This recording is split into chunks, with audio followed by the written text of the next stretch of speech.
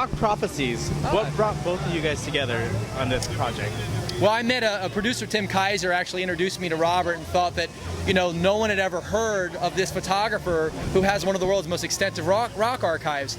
And when Tim introduced me to Robert, immediately it went into the stories of how Robert has never ever stopped. From the age of 14, he was or 16, he was traveling with Led Zeppelin before they were even called Led Zeppelin. They had just changed their name. New Yardbirds. Yeah, the New Yardbirds. And so he started telling me these stories, and I realized that most guys his age, you know, he was in his 50s at the time, most guys were retired. But Robert Knight is still out, you know, 6 days a week in the pit finding the next great act. And so we just said, well, what would happen if we traveled with him for 2 years? Who would we find? And would they become something? And the Sick Puppies, that's the story. Because we find them, or he finds them in Australia, you know, sort of struggling there. And Who I really found, though, was Paul.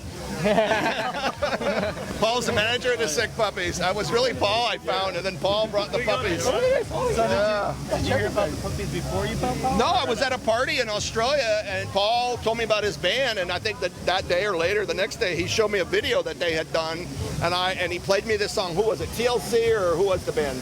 Destiny's Child. Destiny's Child. They covered a song by Destiny's Child that was so lame that they turned into a punk anthem, which hopefully they'll play tonight, called Say My Name. Say My Name? And they turned that into, and I just said to Paul, that would be a hit in America. But apparently there's how many writers on that song? 7. And they couldn't get permission from them to do it, so it's never come out. Maybe a live version of it will come out.